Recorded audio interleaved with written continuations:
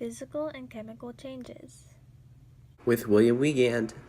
And Shannon, Austria. Up first, we have physical changes. A physical change is a usually reversible change in the physical properties of a substance.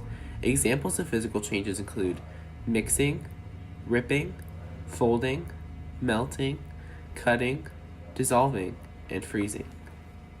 How do you know when a physical change happened? There's a change of texture, a change in color, a change in temperature, a change of shape, and a change of state, kind of like Play-Doh. A chemical change is when a substance combines with another to form a new substance, in methods called chemical synthesis or decomposition. Some examples include burning, baking, rusting, decomposing, and digesting. How do you know when a chemical change happened? Evidence of a chemical change occurring include change in temperature, change in color, a noticeable odor, a formation of a precipitate, or formation of bubbles. Wait, why was there a change in color both in chemical change and physical change? Because if one were to change the color of a substance in a non-chemical reaction scenario, such as painting a car, the change is physical and not chemical.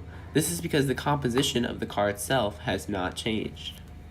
Chemistry appears everywhere in everything, even in your kitchen, by breaking through chemical reactions and going through physical changes.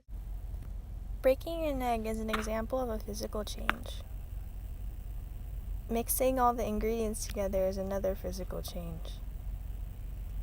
Kneading the dough is another physical change, where you're not changing the chemical substance of the actual dough.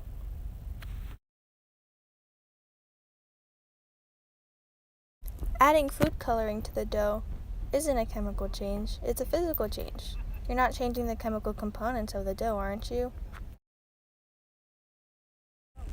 Then you roll your dough into a cylinder.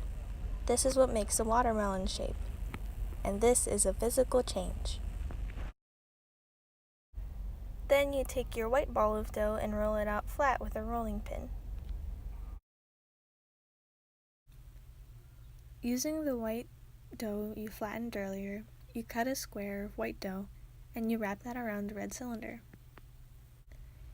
Then you repeat with the green dough. Once wrapping the white dough and the green dough around the red cylinder, you cut tiny slices of them. Once you cut slices, cut those in half and add chocolate chips. Then you put them in the oven. You bake them for 15 minutes and they turn out like this. Putting the cookies in the oven and allowing them to bake is a chemical change. This is probably one of the only chemical changes, but it's fine.